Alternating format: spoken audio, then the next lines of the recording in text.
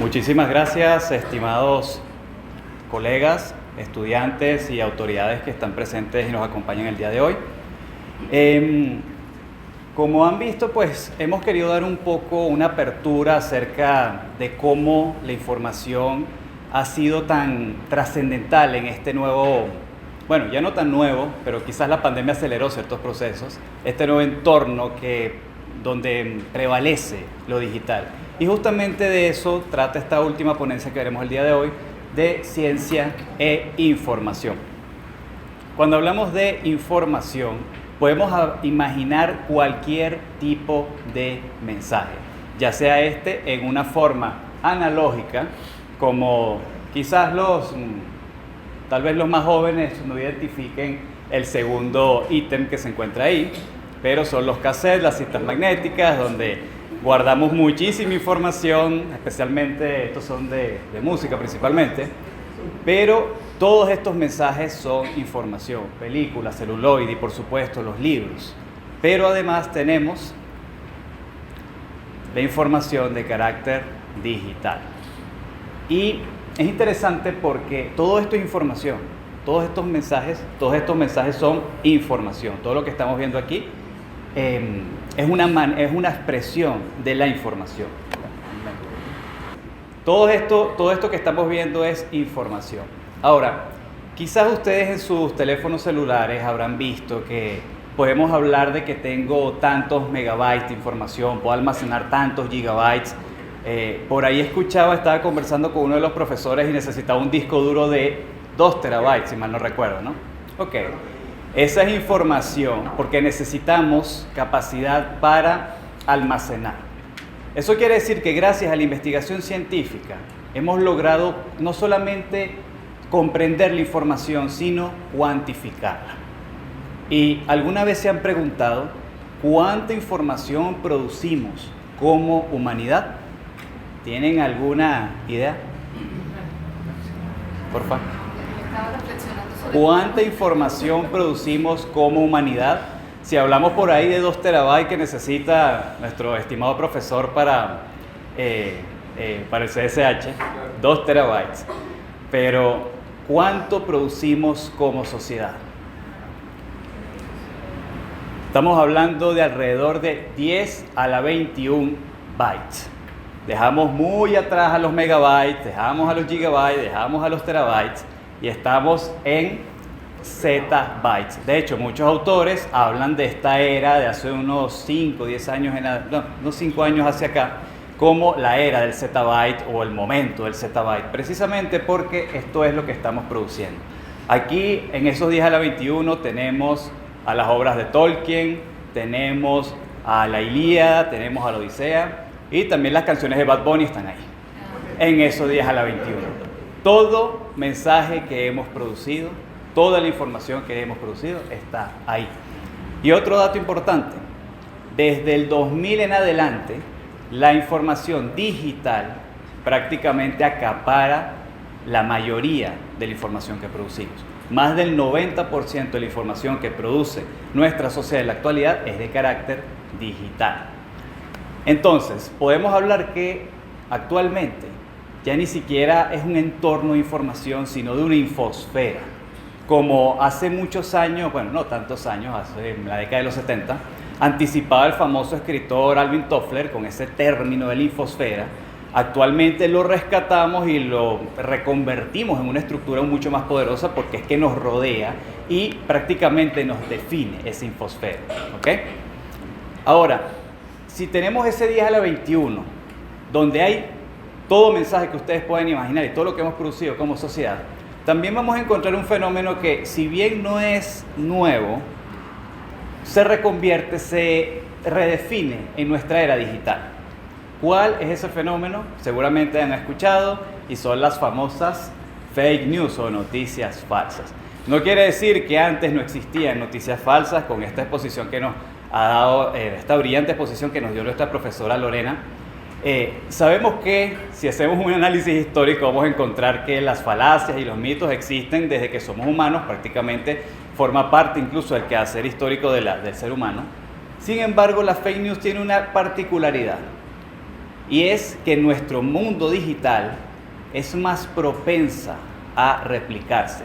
Y de hecho, si estudiamos, vemos aquí una investigación que se realizó en el MIT en 2018, y era sobre la red social famosa de Twitter. Bueno, ahora es X. Fíjense esto, 2018, antes de la pandemia. Y la conclusión a lo que llegó este estudio fue que las noticias falsas se propagan con mayor alcance y con mayor rapidez que las reales. Insisto en esto, antes de la pandemia. En la pandemia vimos toda clase de información falsa, toda clase de fake news, prácticamente en todos los medios. De manera que, y por ello es que traemos este estudio a colación, ya en 2018 se conocía que esto sucedía. Además, los campos más afectados fueron la política, las leyendas urbanas, pero miren el tercero, la ciencia, las noticias científicas. Todo lo que tenía que ver con noticias relevantes acerca de la ciencia eran fake news. Algo que es verdaderamente preocupante. Pero si bien seleccionó Twitter, porque Twitter es muy utilizado también como medio para obtener información, para obtener noticias. Una manera que la gente está utilizando para conocer sobre su entorno. Entonces, miren lo que tenemos aquí. Pero vamos a una red un poco más entrañable. Creo que todos aquí tienen WhatsApp, están familiarizados con WhatsApp. Y también en otro estudio, ya en 2019, conseguimos que en WhatsApp la gente es más proclive a compartir cualquier información, cualquier mensaje que provenga de sus contactos. Y ustedes probablemente lo han visto, lo han vivido cuando les dicen: y en esta cadena dice que si tú no envías este correo electrónico, Bill Gates no te pagará $1,000. Cadenas de ese estilo. O mira, si no te actualizas en la próxima semana tu aplicación, pues la vas a perder. Ese tipo de noticias que la gente replica. Y hemos visto en Venezuela, quizás en el ámbito político lo tenemos más de cerca, esas cadenas donde está pasando esto, está pasando lo otro, y prácticamente todo el mundo replica exactamente el mismo mensaje. Y de ahí viene ese fenómeno que conocemos en comunicación como la viralización de estas fake news. ¿Ok? Ahora, ¿por qué sucede esto? ¿Por qué, si tenemos la capacidad de producir una increíble cantidad de información, al mismo tiempo es información que no es veraz? Al mismo tiempo es información que cae en la falacia o simplemente en no reflejar los hechos como son. Bueno, eso viene a otra circunstancia que también es una característica de nuestra sociedad actual, y es lo que el famoso sociólogo y filósofo Zygmunt Bauman acuñó como la modernidad líquida. Un estadio de nuestra modernidad, la modernidad tardía, como hablan algunos autores, donde podemos sintetizar, buscando una síntesis muy extrema, de los valores que caracterizan a esta modernidad líquida, como la inmediatez, la fragmentación de las instituciones, de las estructuras como las conocemos, porque es un periodo de transitoriedad. Se busca ir hacia otra estructura más consolidada. De ahí viene el término líquido, es algo que se está fraguando y busca en algún momento consolidarse en otra cosa, pero hasta el momento, llevamos varias décadas en esto, no ha llegado. Pero lo más importante aquí es el último valor, y es el subjetivismo.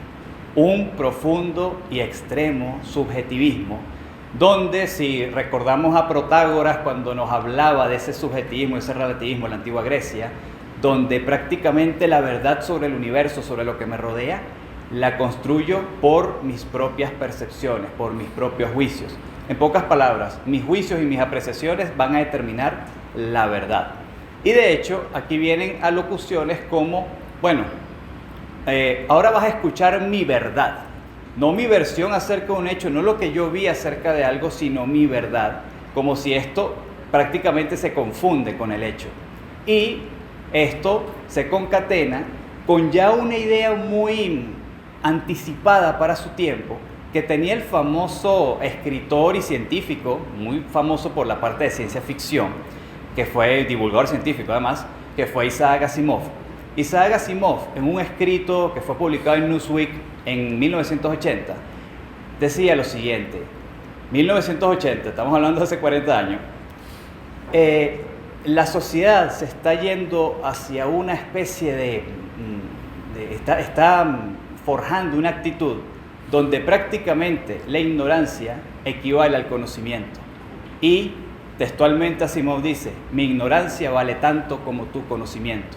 Esto reivindica lo que nosotros actualmente vemos. Quizás en aquel momento la gente dijo: oye, Asimov, creo que estás siendo un poco extremista. Esa es una frase muy lapidaria, muy fuerte.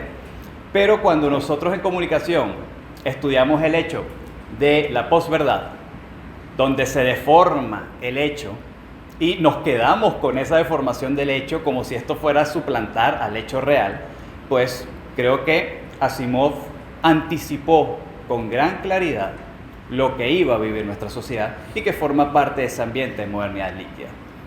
Ahora, ante este panorama de una infosfera enorme, considerable de 10 a la 21, con una subjetividad extrema como valor social, ¿qué puede hacer o qué podemos hacer desde la comunidad científica? ¿Qué podemos nosotros como investigadores, como universidad, como facultad, como Consejo de Desarrollo Científico y Humanístico?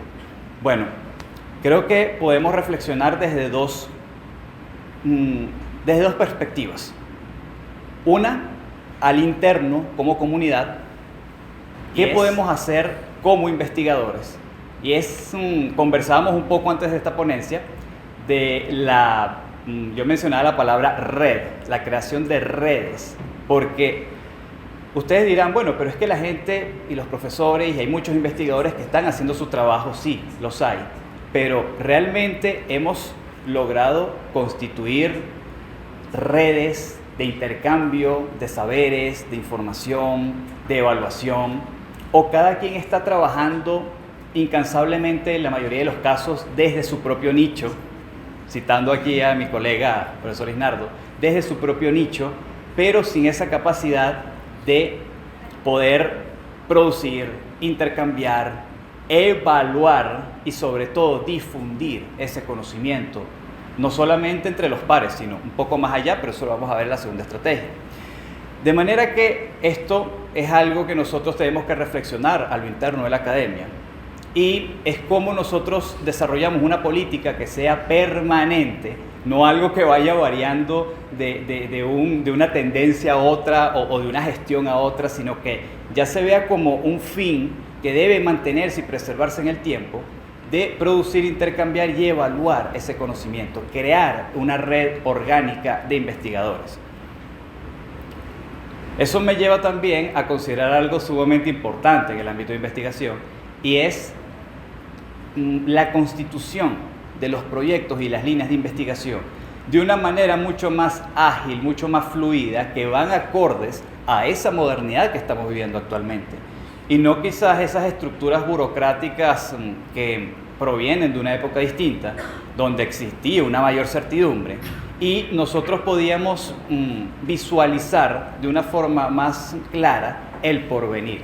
Pero en este momento lo que se requiere es una posibilidad de adaptarse, una posibilidad de adaptación, de agilidad, que sea consona a esa infosfera tan variable y a esa modernidad líquida que nos conforma.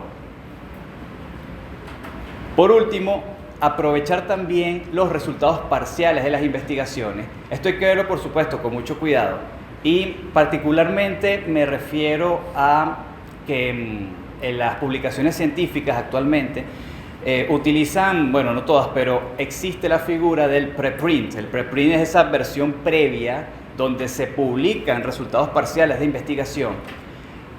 Esto tiene, como la mayoría de las cosas, dos caras, una buena y una no tan buena. La no tan buena es que precisamente es una investigación parcial, es un resultado parcial, por lo tanto puede verse sujeto a modificaciones con nuevas metodologías o con una mayor revisión metodológica o con un mayor arbitraje. Sin embargo, lo bueno es que estamos viendo en tiempo real ¿Qué es lo que se está haciendo? En tiempo real estamos observando de manera categórica lo que los investigadores están produciendo. Y eso fue prácticamente definitorio durante la pandemia para obtener resultados importantes. Claro, siempre teniendo en cuenta, y por eso lo repito, que se trata de resultados parciales. Puede que esto tenga que ser posteriormente revisado. Sin embargo, siempre va a ser fuente de nuevas ideas, de nuevas perspectivas, que si bien un investigador puede estar trabajando en esto, otro que consulte ese preprint, oye, fíjate la metodología que está empleando, quizás eso me pueda servir para mi propia investigación. O cómo puedo concatenar esa idea con otra que yo mismo estoy investigando, o sirvo yo como asistencia a un investigador colega que le digo, mira, ¿sabes que leí un preprint donde están hablando de una metodología histórica que quizás te podría servir a un objeto de estudio que tú tienes? Oye, pásamelo por favor. Eso es lo que buscamos aquí. De manera que es crear verdaderamente una red de investigadores integrada que se sostenga en el tiempo. Ahora, nosotros no podemos quedarnos únicamente dentro del seno de la comunidad científica. No puede ser un sistema cerrado. Tiene que intercambiar con el resto de la sociedad.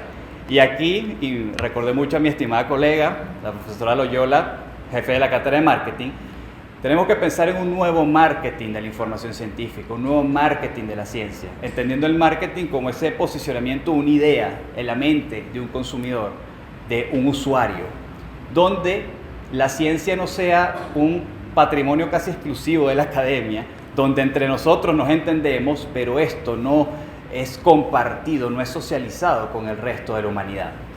Y esto es muy importante como primera estrategia. Si ya vimos que la mayor cantidad de información que se transmite es fake news, son noticias falsas, creo que va a ser objetivo de la comunidad científica comenzar a desmentir esas noticias falsas y divulgar las verdaderas. Ahí tenemos un mapa del siglo XVII que, bueno, no sé si se logra ver hasta allá, pero representa ni más ni menos que la Atlántida.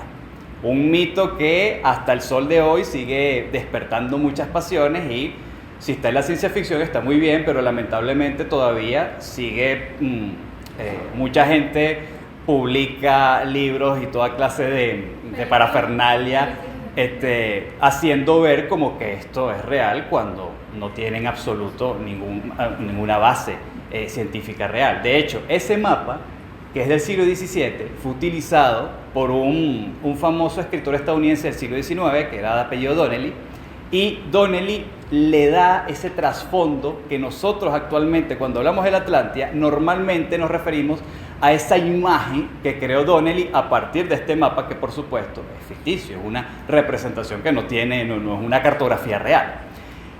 Por tanto, el desmentir este tipo de mitos y otros más, sí debería formar parte de esa manera de interactuar de la comunidad científica con el resto de la humanidad.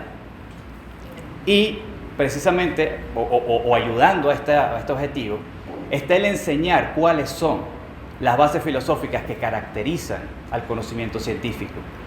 A veces, yo soy profesor de metodología, doy clases a alumnos de segundo, tercer semestre, y la mayoría no tiene clara la noción de lo que es el conocimiento científico y prácticamente equivale el conocimiento científico a cualquier mitología o a cualquier otra idea, creencia que, como decía Asimov, la podemos equivaler, es exactamente igual. Y no que lo que distingue y hace tan especial a la ciencia es precisamente sus dos grandes bases filosóficas. El realismo crítico. Existe una realidad, existe la posibilidad de alcanzar verdades objetivas, eso sí, verdades de tipo probable, jamás absolutas. Nunca vamos a llegar en ciencia a decir esto es así, no puede cambiar. Sabemos que la ciencia, con la acumulación de evidencia, pues va cada vez acercándose más a la esencia de ese objeto. Por tanto, existe una verdad objetiva y, por supuesto, esa actitud que debe cultivarse del escepticismo metódico. No el escepticismo completo, porque como decía Pirrón, o por lo menos los escritos de Pirrón, donde se hablaba que nunca puedo pronunciar juicio sobre nada porque no tengo nunca la capacidad de decir sí o no acerca de algo. En ciencia sí llegamos a verdades, pero verdades de tipo probable. Explicaciones las más probables acerca de un hecho, pero entendiendo que esto siempre puede cambiar en la medida que acumulemos más evidencia. Si nosotros logramos conectar estas bases filosóficas con nuestros estudiantes, con la sociedad en general, ya no se va a ver la ciencia como una creencia más o como algo que pueda equivaler a otro tipo de conocimiento diferente, sino como algo verdaderamente especial. Y que, como decía Carl Sagan, irónicamente somos una sociedad que depende absolutamente de la ciencia y la tecnología. De hecho, todo esto que tenemos aquí es gracias a ese quehacer científico y tecnológico, y sin embargo nos mantenemos al margen, o por lo menos la mayoría de nosotros se mantiene al margen de ella. Y como comentarios finales, aprovechemos los poderosos recursos que nos brinda esta infosfera, estos maravillosos recursos, no solamente las redes sociales, sino todas las herramientas tecnológicas que podamos utilizar a nuestra disposición para producir y difundir ciencia. Utilicemos estos recursos y conectemos con el resto de la sociedad. No nos quedemos compartiendo y socializando la ciencia únicamente entre nosotros, sino busquemos exportar esa ciencia a nuestra sociedad. Aquí hay una aplicación que la recordé mucho por la ponencia de mi estimada colega Lorena, cuando hablaba de ciertos proyectos de una universidad alemana. Bueno, esta página que se llama Zooniverse, bueno, esto es un portal. La idea de Zooniverse es poner al alcance de la mayoría de la gente proyectos científicos reales. Si usted es aficionado a la astronomía, va a encontrar proyectos aquí. Si usted es aficionado a la literatura, a la lingüística, a la historia, va a encontrar proyectos, tanto de ciencias naturales como de ciencias sociales. Sirve para investigadores, pero también para apasionados de diferentes áreas, comiencen a ver en directo cómo se hace la actividad científica. Y de hecho puede ayudar porque tenemos tantas cantidades de datos. Por ejemplo, hay unos archivos que tienen cientos de miles de páginas y los académicos, antes de revisar esas páginas, hay que hacer un pequeño filtrado previo. Y ese filtrado previo normalmente tiene que ver con ciertos mecanismos de autenticidad, pero que involucra procedimientos un poco más mecánicos que pueden aprenderse. Y si uno aprende eso, aquí están las instrucciones, puedes colaborar como cualquier persona, cualquier ciudadano, a esa investigación científica, de manera que cuando llega a los investigadores ya eso está previamente depurado. Para eso sirve esta página de Zooniverse, que les recomiendo que la visualicen y se suscriban porque es gratuita. Bueno, muchísimas gracias por su atención. Gracias. Bueno, profe, estamos